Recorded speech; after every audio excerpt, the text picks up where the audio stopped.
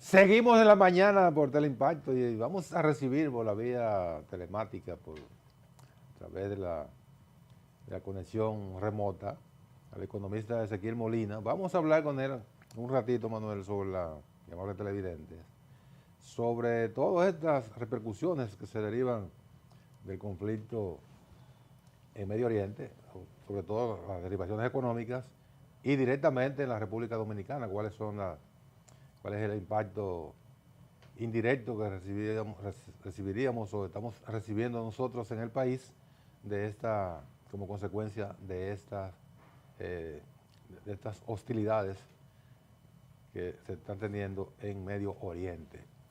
Buenos días, Ezequiel.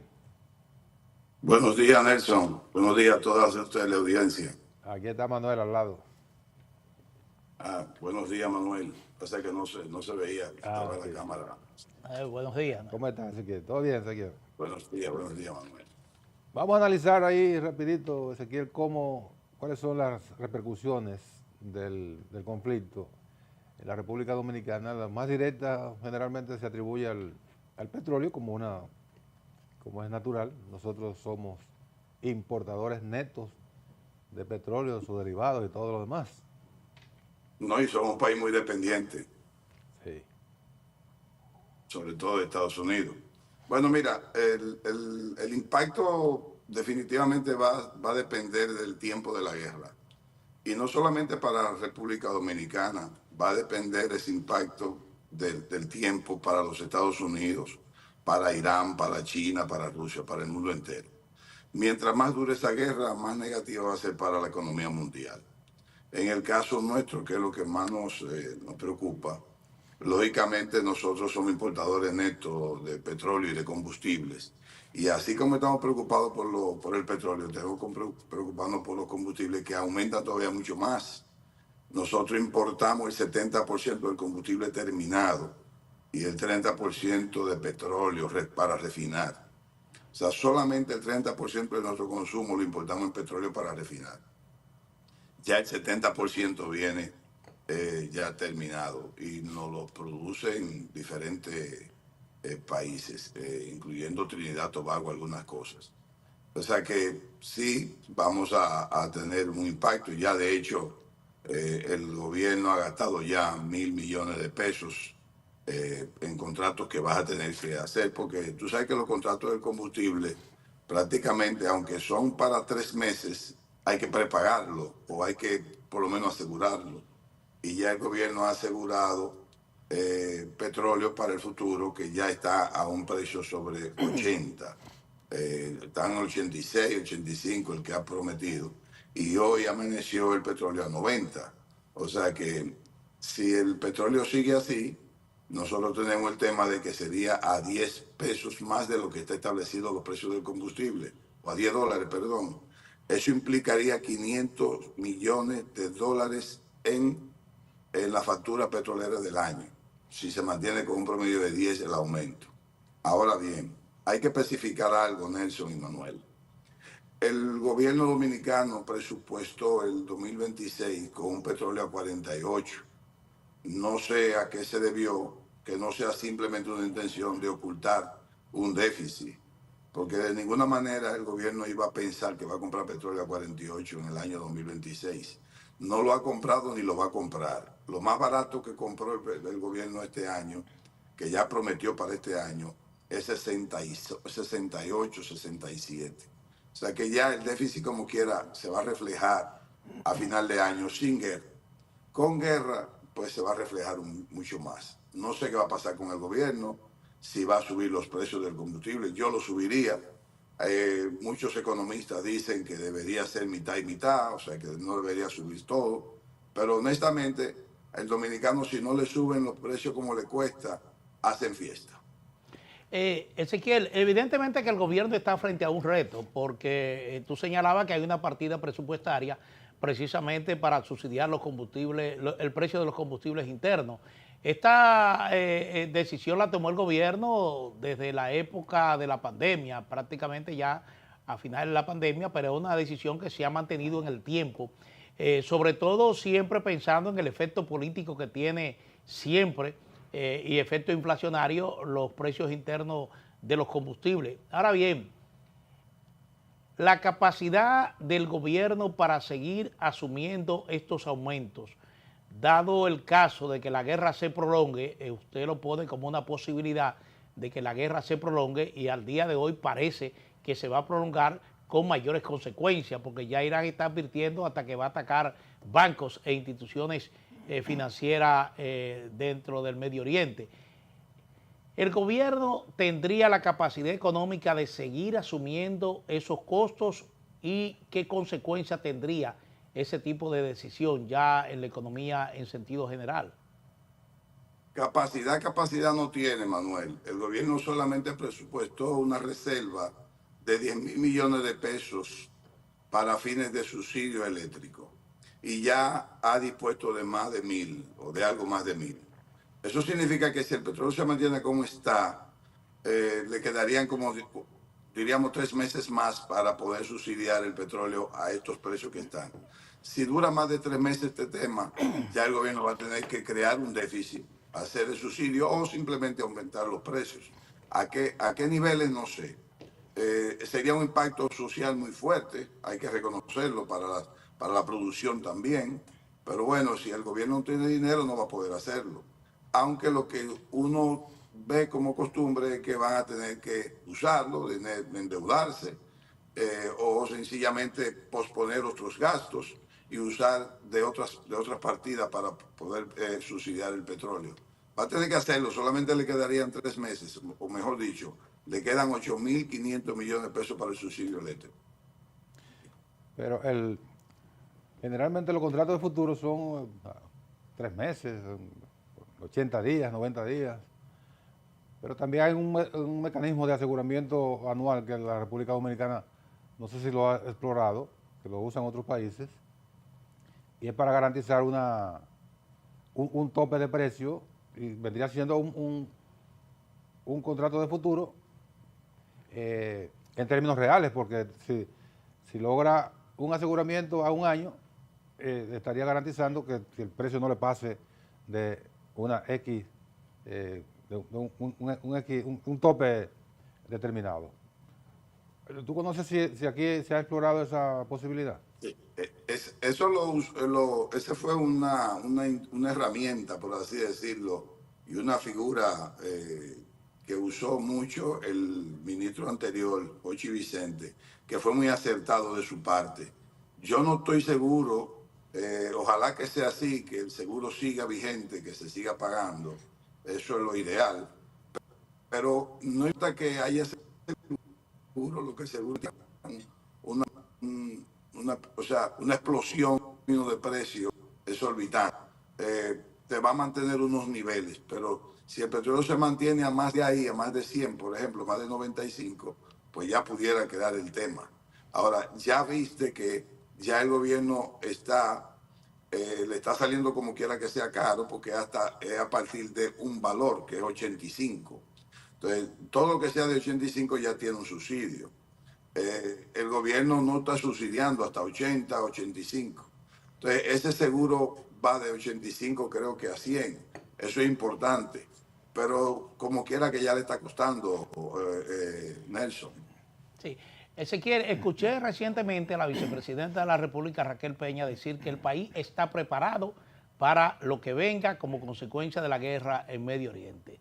¿Qué implica para ti estar preparado? Porque yo no veo ningún tipo de movimiento, de ajetreo en el gobierno previendo cualquier situación eventual que se pueda producir. Como mensaje optimista, yo felicito a la vicepresidenta. Ahora, los datos, los casos que tenemos, los números que tenemos, no es un gobierno que está preparado, no es un país que está preparado. Recuérdense que lamentablemente estos gobiernos, no solamente han gastado más de lo que ingresan. Si está preparado es endeudarse, eso no es estar preparado para mí. Si está preparado es tener menos producción en términos agropecuarios, eso no es preparado para mí. O sea, si tú me dices a mí que tú tienes altas reservas de dinero, que no sin deuda, pues eso es estar preparado. Por ejemplo, China. China tiene, señores, todo el combustible que va a consumir hasta el junio del año 2027 reservado. Eso es estar preparado. Lo que China está comprando ahora es para usarlo a partir de junio del 27, del año 2027. Eso es estar preparado. Aquí no estamos preparados. Pero como mensaje está bien. Yo creo que no debemos ser pesimistas y ella como representante del gobierno tiene que tener ese discurso. Ahora, ¿qué yo diría? Bueno, vamos a comenzar a tener una especie de comunicación, de motivación a que el dominicano sea austero, que se prepare para lo peor, como dice el FMI. El FMI dice, piense en lo peor y prepárese para eso. O sea, yo creo que ese debe ser el mensaje.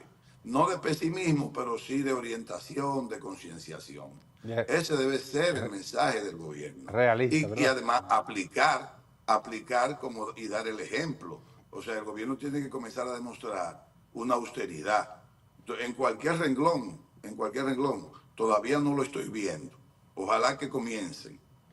En términos de meta de inflación del Banco Central, Ezequiel, un incremento, digamos, soltar los precios a que suban si suben y bajen si bajen, que nunca bajan. En términos de meta de inflación, ¿qué impacto tú prevés que pudiera tener un incremento aún ligero de los precios de los combustibles? Bueno, mira, si el petróleo sube $15, la inflación mundial sube 1 punto, o sea, 100 puntos básicos. Si sube $15, pues se mantiene promedio. Eso significa que viene para acá un rebote. Ahora, el gran problema nuestro con el asunto del aumento de los combustibles y otros aumentos es que, y esta incertidumbre, lo que nos crea a nosotros es un problema de tasas de referencia. Por ejemplo, el gobierno o el Banco Central pudiese haber tenido la esperanza de bajar la tasa de referencia para el mes de abril o para el mes de mayo. Si esto sigue así, yo creo que nosotros no veremos disminución de tasa de referencia. Después de junio tal vez vemos, de acuerdo a cómo se porte esta guerra.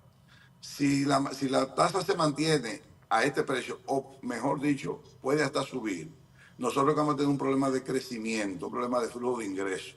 Pero eso nos va a afectar a nosotros en términos internacionales porque también puede tener un problema el turismo y las mismas remesas, porque lo que va para nosotros va para los demás. Eso significa que van a tener flujo de ingresos, flujo de divisas. Entonces podría crecer también, aumentar las tasas, que yo soy de los que dicen que la tasa debió estar a 64 porque los precios están establecidos. Eso. Los importadores tienen los precios establecidos a 64 hace rato. O sea, y los exportadores son los que se están afectando. Preparado, y ahí me voy al mismo discurso, hubiese sido que nosotros tuviéramos una altísima producción agropecuaria con las exportaciones de alimentos, no de alimentos de materia prima, sino ya elaborado, con un valor agregado. Entonces, yo entiendo, Nelson, que la inflación, el gobierno hasta ahora, o el Banco Central la tiene controlada entre 4 y 4.5. Ahí no hay temas. Pero el riesgo de alta inflación, o que la inflación es alto, muy alto. Sí. Y la inflación que pueden tener los pobres. Sí. Lo otro, Ezequiel, somos una economía muy dependiente de los Estados Unidos. Si tú puedes, de alguna manera, ver a qué se expone la economía de los Estados Unidos en un escenario donde la economía mundial estaría afectada, eso por un lado.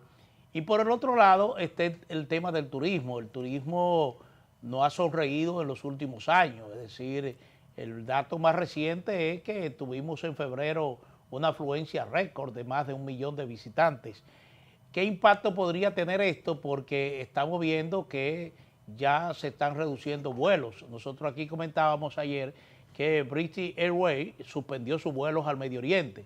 Pero en términos de implicación futura de llegada de visitantes, uno no tiene una bola de cristal, pero parece que todo se estaría complicando. Es decir, son dos hechos que impactan directamente a la República Dominicana. El año 2025 cerró con ingresos por divisa, ingresos de divisa por el turismo y por la remesa, sobre 22 mil millones de dólares. Si esta guerra nos impacta como se prevé, vía los Estados Unidos, porque somos dependientes de ellos, como tú bien dices. Nosotros recibimos el 80% de nuestras remesas vienen de los Estados Unidos y el 57% del turista que viene es de los Estados Unidos. Eso también es así porque vienen muchos residentes norteamericanos que vienen, que cuando llegan acá se registran como turistas. Pero el impacto que tendría eso en caso de que disminuya un porcentaje X, bueno, pues va a ser menos turistas, menos consumo interno, porque el turista aporta alrededor de diríamos que mil dólares por turista. Debe ser un poquito más, pero lamentablemente sigue creciendo todavía el turismo de hoteles, como le dice uno, el turismo que sale poco de los hoteles. Deberíamos buscar la manera de que el turismo aporte 1.500, 1.400 dólares por turista. Que Hay un derramen. tema que ha crecido mucho el crucerista. El crucerista solamente aporta 50 o 60 por cabeza. Simplemente hay que chequear cómo es que está estabilizando crucerista, porque se está contabilizando como que todos los que vienen en el barco nos visitan y no salen todos.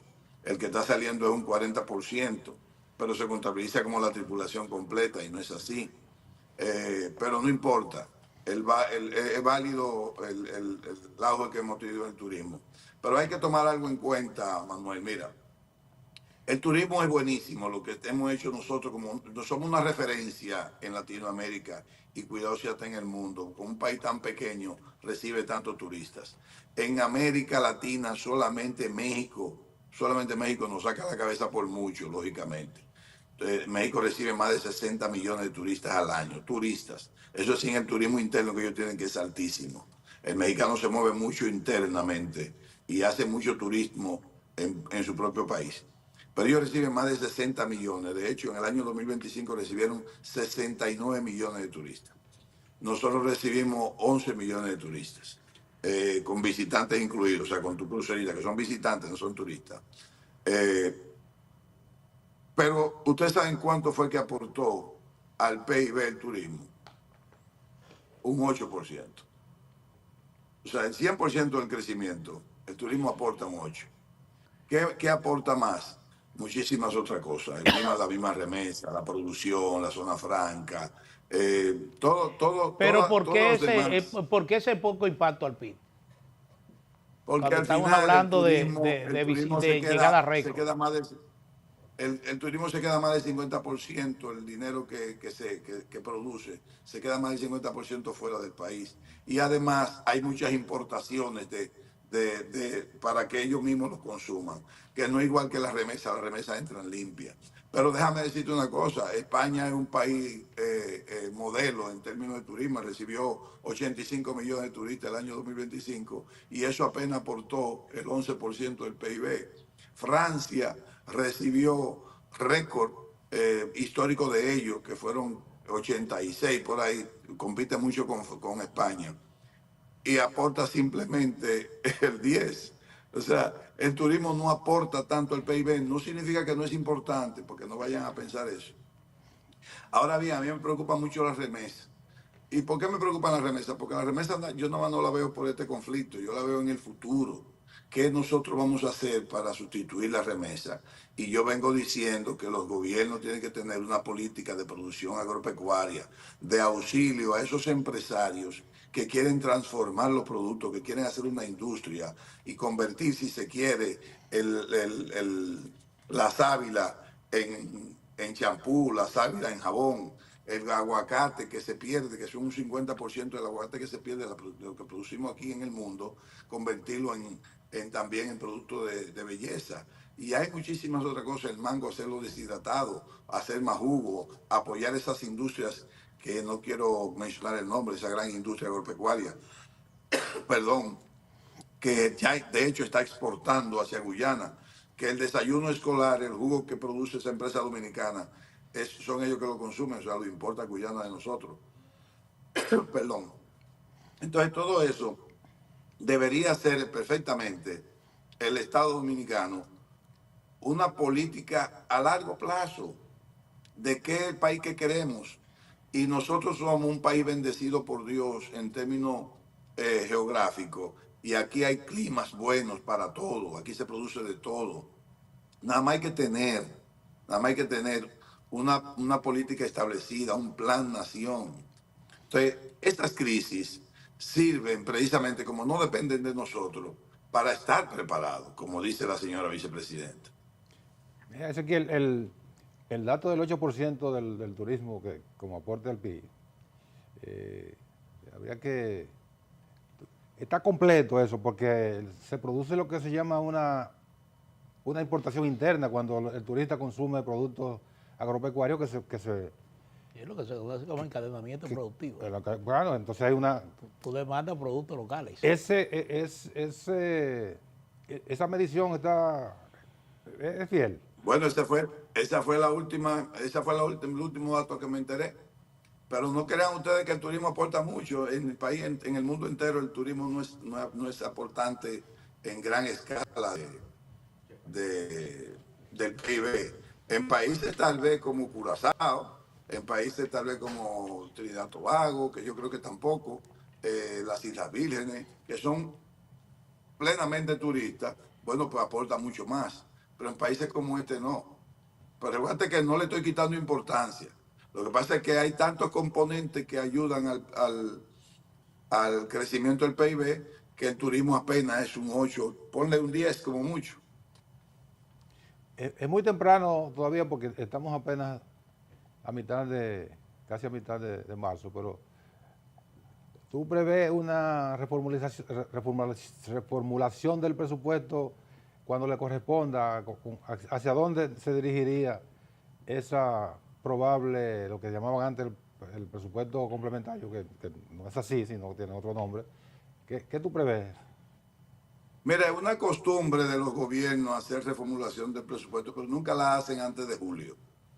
¿Por qué nunca lo hacen antes de julio? Porque a partir de julio es que se prevén que todos los organismos que están ya en el presupuesto, que tienen asignaciones presupuestarias, se sabe cómo ha sido su ejecución. Las instituciones gubernamentales que están en el presupuesto siempre ponen, mira, yo necesito este presupuesto, porque ellos tratan de que no le corten. Lógicamente, ponte institución X, se gastó 2.000 millones de pesos y le presupuestaron 3. Entonces, bueno, viene una reformulación y le quitan ese 1.000 millones. Pero para el año que viene no le asignan los 3 ya, porque no lo gastó en el año anterior. Entonces, siempre hay un ajuste. Por ejemplo, con el año 2025, que hicieron una reformulación, cogieron 10.000 millones le sumaron 10.000 millones, aumentaron la deuda, pusieron como que iban a gastar más inversión pública, le pusieron un poquito más corta y tampoco la gastaron. Y entonces lo que hicieron fue transferencia a fideicomiso para verlo como inversión pública, y no es así. Ha sido una costumbre de los últimos 4 o 5 años de llevar transferencias a final de año para anotarlo como inversión pública, pero no inversión pública. Entonces, yo creo que sí, que van a hacer una regulación, pero nunca, Nelson, antes de julio. Nunca lo pueden hacer antes. No, yo sé, pero yo estoy previendo yo lo veo, las dificultades. Yo veo que sí, que lo van a hacer. No solamente por este de la crisis. Esa reformulación va como quiera. Sí. Bueno, no sé si Nelson tiene otra inquietud, pero finalmente de mi parte, parece que el gobierno engavetó su intención de presentar una reforma fiscal. Al contrario, lo que ha dicho el ministro Magín Díaz es que se va a presentar al Congreso un proyecto de ley para eliminar lo que se llaman impuestos obsoletos. ¿Qué información tiene sobre esto? Anacrónico. Anacrónicos. Sí, ¿Qué peor? Sí. Miren, lo que pasa es que el gobierno no puede hablar de reforma fiscal porque fue si se quiere, el gobierno perdió la batalla o el plan o la estrategia de hacer una reforma fiscal en el año 2024. Perdió esa estrategia. Debió haberla hecho. De acuerdo a mi criterio, no soy, yo soy tal vez una voz única en el desierto. Debió haberla hecho para mí en el año 2021, pero ponle que sea en el 2022. Lo que pasa es que si te quieres reelegir, no la haces en el 2023 tampoco. Entonces pasa el 2023, pasa el 2024, que es el año electoral, y viene el 2025. Entonces el 2025 plantea de nuevo la estrategia de una reforma fiscal y pierde la batalla también. O le ganan, pierde, yo diría que el timing. Sobre todo porque hizo una reforma, quiso plantear una reforma fiscal de que imponiéndole impuestos al guineo. Eso es imposible. A las frutas. ¿Para qué? Al vegetal. ¿Para qué? ¿Cómo tú controlas eso? Eso no es tan fácil. Yo creo que hay que hacer una reforma fiscal, pero dejando la canasta básica, no la de 360 productos, la canasta pequeña, como dicen, sin gravar. Ahora bien, si tú me dices a mí que el gobierno va a hacer una reforma fiscal, no, no la va a hacer. Ni este año, ni el que viene, ni el próximo, que es el año electoral. Que el próximo gobierno va a tener que hacer una, sí, es obligado. Ahora, que lo que dice el ministro es que no va a hacer reforma, yo estoy correcto, yo estoy de acuerdo con él, pero él sabe que algo él tiene que hacer. Primero poner el ejemplo, que se le está haciendo difícil al gobierno de hacerlo. Y segundo, es lo que va a buscar, cómo cobrar el 1% de la circulación de vehículos que está aprobado en ley, que lo que hay siempre es dispensas anuales. Él tiene que buscar la manera de ver cómo quita el porcentaje, el impuesto que se le quita a los ahorros, a los intereses, a lo que dejan los ahorros. O sea, tú tienes $1.000.000 y el dinero que te deja hecho con la tasa actual, eso te quita un 10% de los ingresos que recibes tú por tus intereses. Él va a quitar lo que es la transferencia bancaria, pero él va a buscar de dónde aumentar o disminuir la evasión, ver cómo podemos aumentar ese campo de recaudadores, que hay pocos para lo que hay, disminuir la informalidad económica, porque lo único que él tiene que buscar es rápidamente, Manuel, el mínimo un 1% del PIB en recaudación, porque eso le aportaría 60 o 70 mil millones de pesos, que lo va a ayudar mucho a ir cubriendo algunos déficits que tiene el ministro y que tiene el gobierno. Se habla mucho ya finalmente, Ezequiel, se habla mucho, ustedes los técnicos y incluso la propia universidad, la Escuela de Economía de la universidad aportó una idea del llamado monotributo, pero nunca dan el primer paso. ¿Qué tú crees que se puede hacer en esa dirección? Mira, a mí el monotributo yo creo que no es interesante usarlo, porque peor es no tener ningún tributo. Porque la gente se desalienta mucho cuando tiene que comenzar a hacer demasiado cálculo para pagar impuestos. Por ejemplo, empresas medianas que tienen que pagar anticipo todos los meses. El monotributo a mí me encanta. Y tú sabes que hay un impuesto que a mí me gusta mucho, Nelson: el porcentaje a las ventas.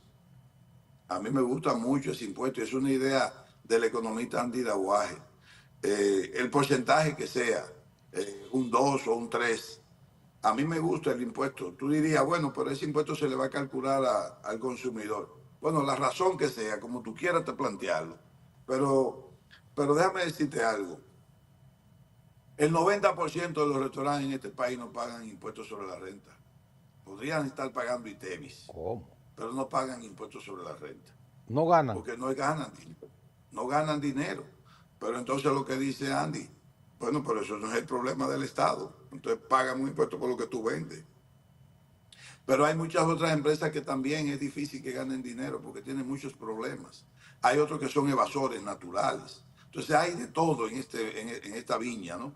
Entonces yo creo que lo más sano, aunque muchos economistas no están de acuerdo, yo estoy de acuerdo con ese impuesto, de un 2, un 2.5 hasta un 3 de las ventas que tú tengas. Tú vendiste 50 millones de pesos en el año, bueno, pues tú le pagas al gobierno 1,5 millones. Si no ganaste dinero, bueno, pues no ganaste dinero, pero le pagaste el 1,5 millones. Y tú puedes mantener tu empresa por 20 años sin ganar dinero. Porque es verdad que no gana dinero, pero mantiene empleo. Vamos a estar claros, tiene consumo de electricidad, eso ayuda. Tiene consumo de telefonía, tiene consumo de redes sociales, tiene consumo de productos de limpieza, tiene pago del sistema de seguridad social. O sea, puede ser que sea mejor que tú pagues un impuesto por la venta y aunque tú no ganes dinero, te mantiene IBE. Si pierdes, pues tú sabrás hasta dónde la mantienes. Aquí hay restaurantes que no cierran porque no se les hace tan fácil cerrarlo con el pasivo laboral, que ese es un tema muy importante que no tratamos, que podríamos tratarlo en otro momento. Yo tengo una fórmula, no la de Hito Bisonó, pero yo tengo una fórmula de que se les dice claro por qué conviene quitar la cesantía. No para el empresario nada más, es al obrero, al empleado, le conviene que no haya cesantía por muchísimas razones. Jaime Aristia Cudet ha dado una fórmula, ha dicho algo conceptualmente de por qué conviene también, pero yo lo hago en términos matemáticos, de dinero, económico, por qué conviene quitar la cesantía y qué sería lo que habría que hacer para que el empleado reciba de hecho hasta más que una cesantía. Bueno, la idea del impuesto a la venta te lleva directamente a la evasión. Si evaden el ITEVI, que sea más fácil evadir ese impuesto. No, porque tú no evades las ventas, tú lo que evades son los beneficios. Y ya tú estás registrado con un promedio. O sea, un restaurante X que tiene una venta histórica de los últimos 3 años de 100 millones de pesos y nunca ha ganado dinero. ¿Cierto o no? Nunca ha ganado dinero. Ya tú no puedes salir al gobierno que tú lo que vendiste fue 80. Ya vas a pagar por ese promedio. Porque, porque bueno. te puse el impuesto sobre la venta, ahora me va a decir que está vendiendo menos. Entonces ya yo sé que tú eres un evasor. Por ahí te puedo atacar. Ok. Bueno, Ahí sí. Digo, eso a mí que me viable. gusta. Yo no estoy diciendo que sea el mejor. Me gusta esa idea de Andy Daguay. Muy bien. Gracias, Ezequiel. Gracias a ustedes. Muy buena intervención del economista Ezequiel Molina. Ahí hay muchísimas precisiones interesantes en el marco de lo que está ocurriendo y de lo que puede ocurrir. Exactamente. Eso es importante. Mira, Nelson, ¿nos vamos a una pausa o seguimos volados? ¿Qué dicen allá atrás los muchachos? Vamos a la pausa. Vamos a la pausa entonces.